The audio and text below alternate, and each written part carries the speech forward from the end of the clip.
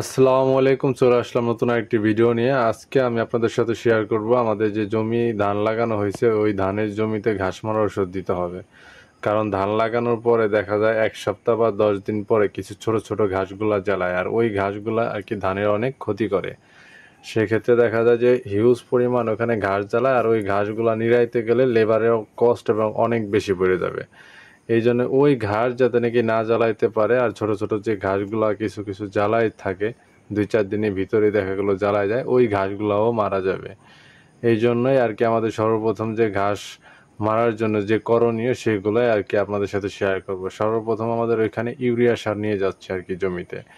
Urea সারের সাথে আমরা একটা ওষুধ ইউজ করতেছি। এই ওষুধটা হচ্ছে আপনার সুইট কোম্পানির, এটা হচ্ছে বেটা পাওয়ার। এই ওষুধটা এক কথায় কি ধান খেতে আপনি যেই ঘাস মারা ওষুধ দিবেন মোটামুটি প্রায় কার্যকারিতা অনেক ভালো।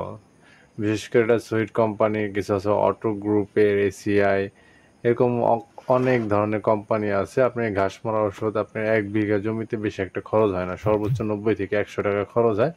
সেই ক্ষেত্রে দেখা যায় ভালো একটা রেজাল্ট পাবেন আপনি 100 টাকার বিনিময়ে। আর দেখা গেলো 10 কেজি সার দিয়ে আপনি ঘাস মারার জন্য দিয়ে দিবেন আপনার জমিতে। 33% 1 বিঘা জমিতে আপনার কোনো ঘাস জ্বালাবে না। এইটা দেওয়ার পর পরবর্তীতে আবার যে সারগুলা দিবেন ওই সারগুলা আলাদা আলাদা ভাগ করে দিতে থাকবেন। কিন্তু এইবার আমরা যত ধরনের সার, ওষুধ, কীটনাশক যা যা দিব 1 বিঘা জমিতে, 33% জমিতে কী পরিমাণ খরচ হয় সব কিছু আপনাদের সাথে শেয়ার করব। টোটাল আমরা 6 একর জমি আমরা ধান লাগাচ্ছি, কিন্তু অনেক ধান, এই জন্য আমাদের খরচ হবে অনেক। আর যে যে খরচগুলো হবে সবই আপনাদের সাথে শেয়ার করা হবে। বর্তমান যে বৃষ্টি, অতিরিক্ত বৃষ্টি, সেক্ষেত্রে আর কি আমাদের একটাই সুবিধা আর কি, তেল কম লাগতেছে জমিতে। জমিতে যে পানির প্রয়োজন সেক্ষেত্রে আর কি পানিটা একেবারে কম লাগতেছে। এই একটা হচ্ছে সুবিধা। কিন্তু অতিরিক্ত বৃষ্টি হলে অনেক সময় দেখা যায় যে ফসল বেশি একটা ভালো হয় না।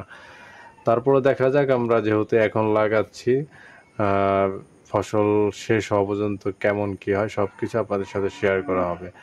বর্তমান আর কি আমরা 33% এক জমিতে আমরা 10 কেজি ইউরিয়া সার আর 1 প্যাকেট আপনার বেটা পাওয়ার মানে ঘাস মারার যে ওষুধ, এটাই আমরা ইউজ করতেছি। তারপরে দেখা গেল 4 থেকে 5 দিন পরে আমরা টিএসপি, ডিএপি আর কিছু ভিটামিন আছে সেগুলো আমরা ইউজ করব, তখন আবার আপনাদের সাথে শেয়ার করব।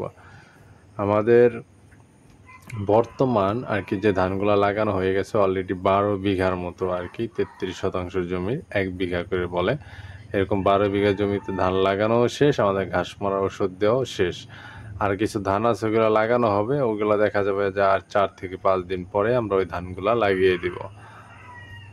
আর যে বৃষ্টি আর কি দেখা যায় যে অনেক সময় ধান খেতে আর কি পানি বেজে থাকে আর কি। পানি বেজার কারণে যদি আপনার দেখা যায় জমিতে যে ধান লাগানো আছে ওইখানে পানি একার অনেক বেশি, সেই ক্ষেত্রে আপনি কী করবেন, পানি ছেড়ে দিবেন। তাহলে দেখবেন যে আপনার ধান তলাবে কম, ধানের গোছাগুলো অনেক মোটা হবে। এইভাবেই আর কি সব দিকে সতর্ক থাকতে হবে ধান চাষ করতে গেলে, কারণ কৃষিকাজ অনেক কঠিন। আর এই কঠিন কাজগুলা করতে হলে আপনাকে এইভাবে করতে হবে, কাদা এবং বৃষ্টি এবং রোদ, এই নিয়েই হচ্ছে কৃষি।